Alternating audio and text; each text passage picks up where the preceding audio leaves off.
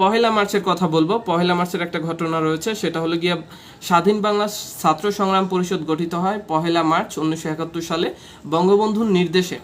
তাহলে স্বাধীন বাংলা ছাত্র সংগ্রাম পরিষদ গঠিত হয় কত সালে? পহেলা মার্চ বা 1 মার্চ 1971 সালে। কার নির্দেশে? বঙ্গবন্ধু শেখ মুজিবুর রহমানের নির্দেশে।